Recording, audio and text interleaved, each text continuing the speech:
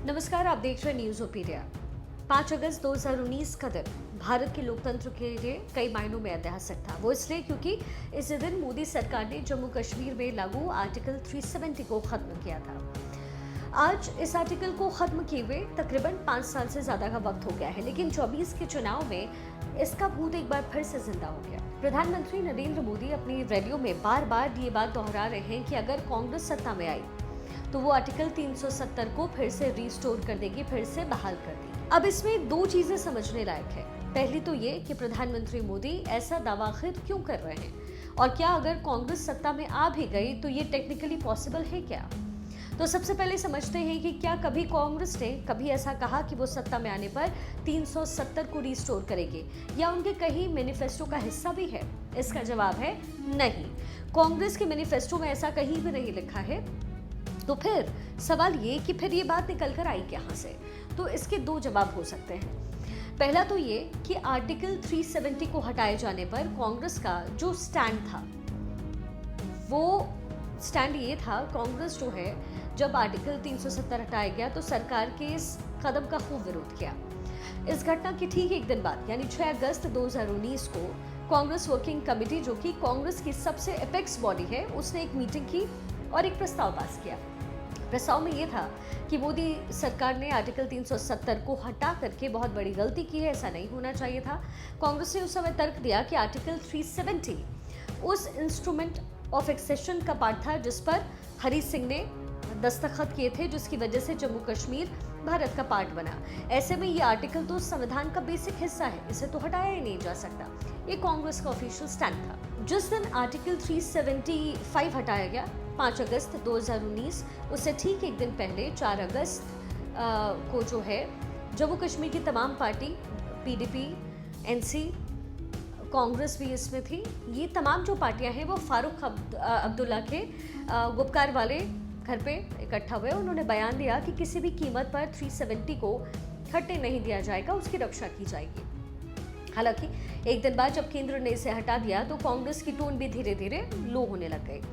एक साल बाद कांग्रेस ने ऑफिशियली ये माना कि वो गुपकार ग्रुप का हिस्सा नहीं है, उसका उसके डिक्लेरेशन से कोई लेना देना नहीं है। गुपकार ग्रुप जो है वो अभी भी आर्टिकल 370 को लागू करने की मांग कर रहा है। तो कांग्रेस आर्टिकल 370 को हटाने के विरोध में वो जरूर रहे, लेकिन उन्होंने कभी भी ऐसा नहीं कहा कि वो सत्ता में आएगी तो उसे रिस्टोर करेगी। हाँ, एक सिचुएशन ये हो सकती है कि कांग्रेस अभी इंडी ब्लॉक का हिस्सा है और इस ब्लॉक में पीडीपी भी है और नेशनल कॉन्फ्रेंस भी है, और ये दोनों ही पार्टियां डिमांड कर रही है, उनकी प्राइमरी डिमांड अपने वोटर से ये है कि अगर उनका ब्लॉक सत्ता में आता है, यानी इंडी गठबंधन अगर सत्ता में आई तो 370 को फिर से रिस्टोर कराएंगे। तो ऐसे में ये मान भी ले कि कांग्रेस की सरकार अगर आ भी गई या किसी की भी सरकार आ गई और उसने गठबंधन धर्म का पालन करते हुए या इन पार्टीज के प्रेशर में फैसला लिया कि चलो मोदी सरकार के उस 5 साल पुराने फैसले को बदल दें, तो क्या ये टेक्निकल पॉसिबल होगा? ये एक सवाल है। इसका एक लाइनर जवाब ये है कि बॉस, ये इम्पॉसिबल तो नहीं है, लेकिन लगभग नामुमकिन है। क्यों? इसे समझने के लिए आपको थोड़ा सा हिस्ट्री में लेकर चलते हैं। क्योंकि जब आर्टिकल 370 लागू हुआ था तो उसकी प्राइमरी शर्त ये थी कि उसे तब तक नहीं हटाया जा सकता या उसे तब तक बदला नहीं जा सकता जब तक कि जम्मू कश्मीर की संविधान सभा इसकी परमिशन ना दे। अब जम्मू कश्मीर की जो संविधान सभा थी वो 1957 में ही भंग हो गई थी। तो इसका मतलब ये हुआ कि आर्टिकल 370 कभी खत्म ही नहीं हो सकता था, क्योंकि संविधान सभा ही नहीं थी, तो मंजूरी कौन देता, परमिशन कौन देता। तो इसका तोड़ निकाला गया उस समय के जो प्रेसिडेंट थे रामनाथ कोविंद ने। उन्होंने क्या किया कि 5 अगस्त 2019 को एक प्रेसिडेंशियल ऑर्डर जारी किया। ये ऑर्डर नंबर 273 था, 273। इस ऑर्डर के जरिए उन्होंने कॉन्स्टिट्यूशन के आर्टिकल 367 यानी 367 में एक अमेंडमेंट किया।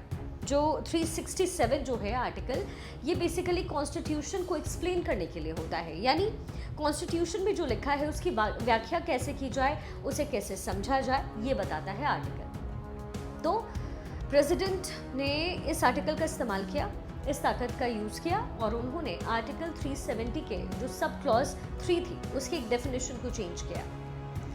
उन्होंने अपने आदेश में कहा कि आर्टिकल 370 में जम्मू कश्मीर के जो संविधान सभा का जिक्र किया गया है कि इस संविधान सभा की परमिशन के बिना कोई चेंज नहीं हो सकता, वो दरअसल संविधान सभा नहीं है, उसका मतलब है जम्मू कश्मीर के विधानसभा। एक छोटा सा बदलाव था, लेकिन इससे हुआ ये कि सरकार को आर्टिकल 370 हटाने की कॉन्स्टिट्यूशनल वैलिडिटी मिल गई। जम्मू कश्मीर की संविधान सभा हो गई विधानसभा, लेकिन ये आर्टिकल 370 हटाए जाने की बात हुई, उस समय वहां पर विधानसभा भी नहीं चल रही थी, उस समय वहां गवर्नर रूल था, तो टेक्निकली जम्मू कश्मीर विधानसभा की पूरी पावर आ गई केंद्र के पास और संसद ने गवर्नर के बिहाफ पर कानून पास कर दिया।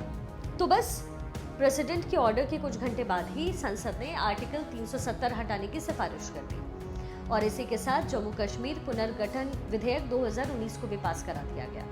6 अगस्त को यानी एक दिन बाद प्रेसिडेंट ने इसे मंजूर किया और इस तरीके से 370 का खात्मा हो गया।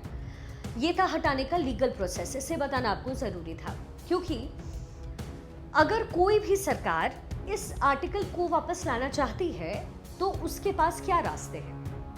सबसे पहली चीज ये है कि ये प्रोसेस अब दोबारा रिपीट नहीं हो सकती है, क्योंकि सुप्रीम कोर्ट ये मान चुका है कि प्रेसिडेंट का वो जो ऑर्डर था 273 नंबर का, वो बिल्कुल ठीक था। इसका मतलब टेक्निकली अब आर्टिकल 370 खत्म हो चुकी है, इसे दोबारा रिस्टोर नहीं किया जा सकता। लेकिन अगर कोई ऐसा ही मिलता जुलता आर्टिकल लाना हो जम्मू कश्मीर के लिए दोबारा, तो सरकार वो कर सकती है। कोई पार्टी अगर ये तय ही कर ले कि उसे वापस लाना ही है, तो उसे उसके लिए कॉन्स्टिट्यूशन में बदलाव करना पड़ेगा, अमेंडमेंट करना पड़ेगा। और ये अमेंडमेंट साधारण अमेंडमेंट नहीं होगा, इसके लिए संसद में 2/3 मेजॉरिटी चाहिए, दोनों हाउसेस में विशेष बहुमत चाहिए 2/3 का। इसके अलावा आधे से ज़्यादा राज्यों की विधानसभाएं, यानी देश में जितने राज्य हैं उनके आधे से ज़्यादा विधानसभा में इसे पास कराना होगा, उनकी मंजूरी भी चाहिए। और ये काम जाहिर सी बात है आसान तो बिल्कुल नहीं होगा। स्वाभाविक सी बात है कि जम्मू कश्मीर में लोकसभा के सिर्फ 5 सीटें हैं और एक राज्य के लिए कोई इतने बड़े देश के साथ में उसके सेंटिमेंट के साथ में रिस्क नहीं लेगा। तो कुल मिलाकर बात यह है कि अगर कोई पार्टी आर्टिकल 370 को या उसके प्रावधानों को वापस लाना चाहती है तो वो ला सकती है, अगर उसके पास इतने नंबर्स हैं संसद में। लेकिन ये काम टेक्निकली आसान नहीं होगा।